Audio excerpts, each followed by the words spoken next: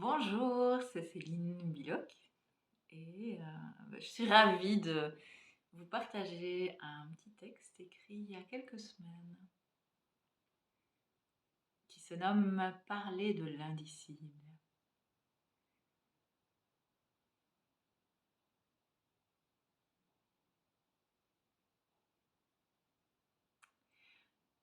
Depuis tout temps, les sages nomment l'indicible ce qui ne peut être décrit, écrit, ce vers quoi on ne peut que pointer.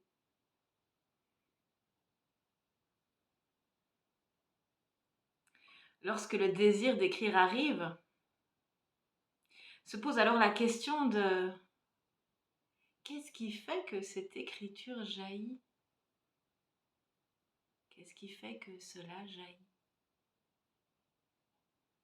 Tout a déjà été écrit, déjà été dit.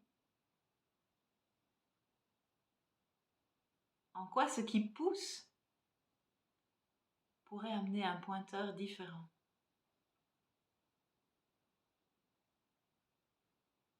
Pour moi, cette question a de nombreuses fois arrêté le processus d'écriture.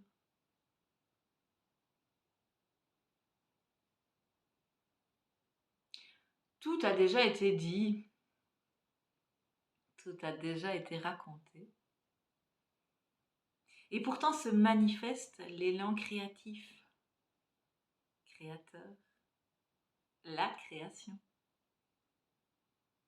Il n'y a aucune idée de ce jaillissement, si ce n'est qu'il est là, qu'il se présente depuis le calme, mais aussi depuis la fougue de vivre, de partager, la fougue d'être sur cette terre d'expérimentation, la fougue de remercier pour cette vie qui est là et qui ne demande qu'à s'exprimer.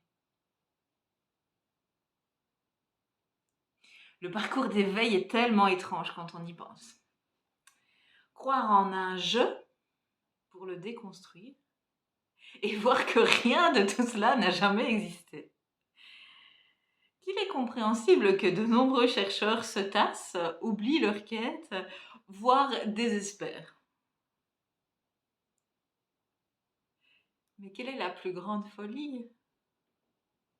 Croire en ce monde de fous? Ou revenir à être et accueillir la déconstruction de ce qui a pu et croit apparaître comme étant ce monde?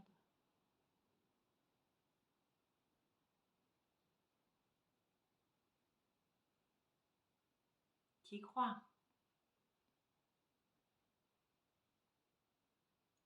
À qui se fier dans cette quête d'absolu? Cette quête d'amour?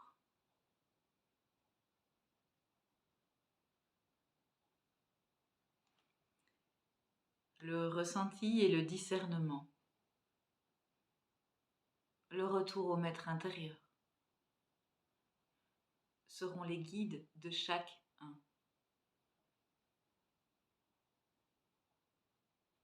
Chaque rencontre, chaque échange, lecture ou vidéo sera taillé sur mesure par la conscience que nous sommes.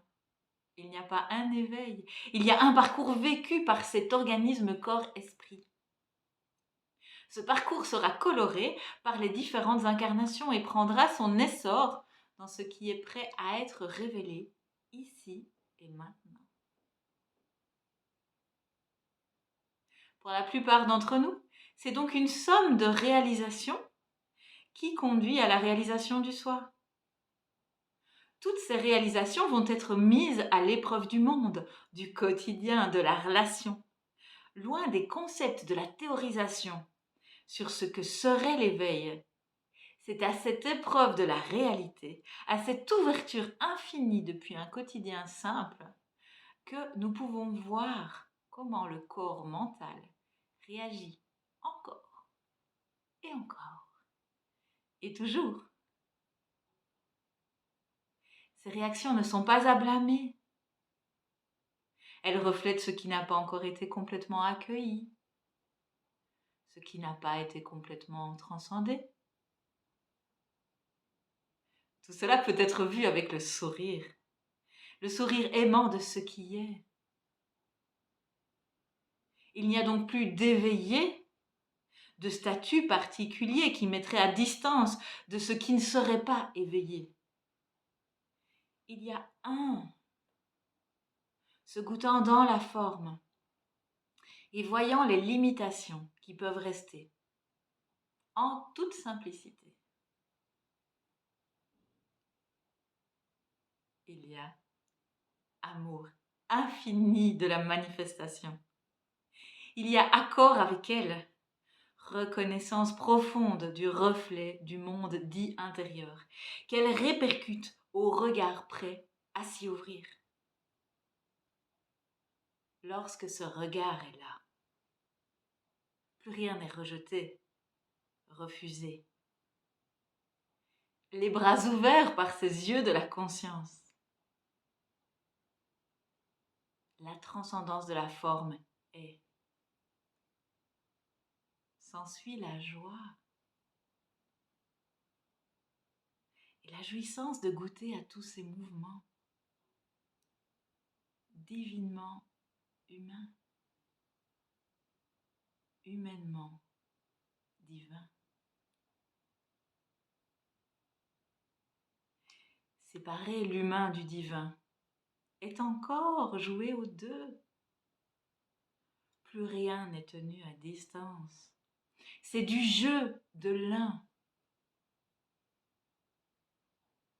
Jeu de la conscience qui se goûte à toutes les sauces, de la plus piquante à la plus exquise et douce des saveurs. Jeu de l'être qui n'a jamais bougé, jamais évolué, mais a cru devoir apprendre. Quelle hérésie, apprendre à être. Tout est déjà là, dès la conception de la première cellule, et même avant. Le non-né, l'incréé, tout est déjà là. Et tout a toujours été là. Il n'y a rien manqué. Tout n'est que ça. Et cela n'a besoin de personne pour en être le témoin.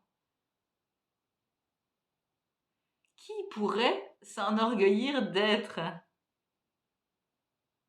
Tout est et il n'y a que ce qui est. Ce retournement est simple et radical. Être se suffit à lui-même. Loin de vouloir être autre, être mieux ou plus, c'est du être plein, complet, suffisant. Tu es assez. Je te vois. Merci d'être toi.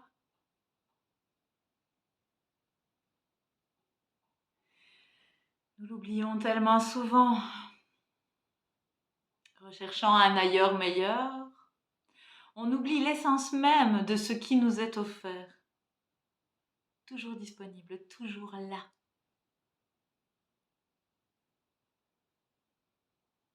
Cette présence consciente, cet amour infini. Amour qui n'a besoin de rien pour se goûter, car c'est ce que nous sommes. Amour libre de concepts ou d'idées sur ce qui devrait être. Amour simple de ce qui est. La libération n'est pas dans un ailleurs lointain. Elle est déjà de toute éternité.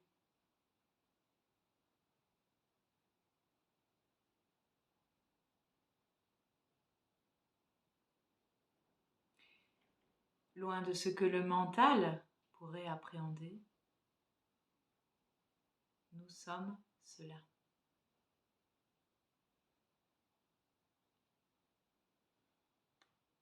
Nous sommes la conscience absolue Et nous nous créons les expériences qui pourront amener le salut,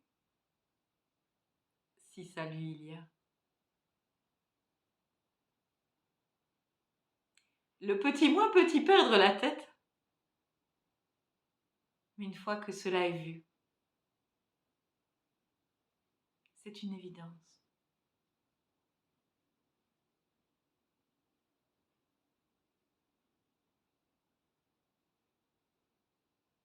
Et même si cette évidence peut s'oublier dans certains chocs de vie,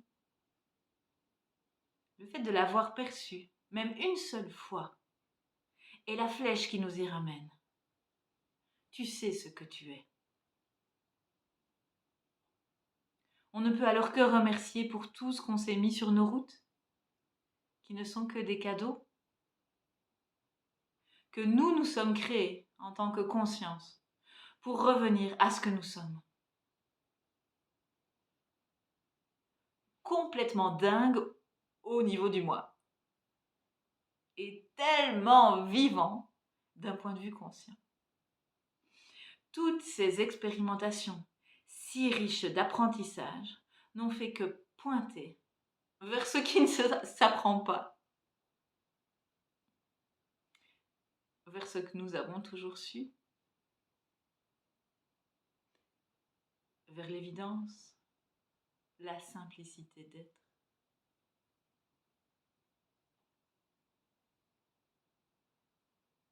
Depuis cette authenticité, la vie est douce, il n'y a plus de combat. Les limitations sont vues, accueillies avec amour. Plus de bataille avec un moi illusoire qui devrait être autre que ce qu'il est là maintenant. La magnificence est reconnue. Le joyau, le diamant pur à l'état brut.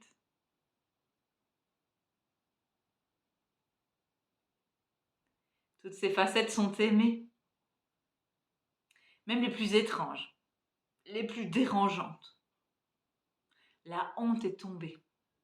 Il n'y a plus rien à cacher, plus rien à protéger.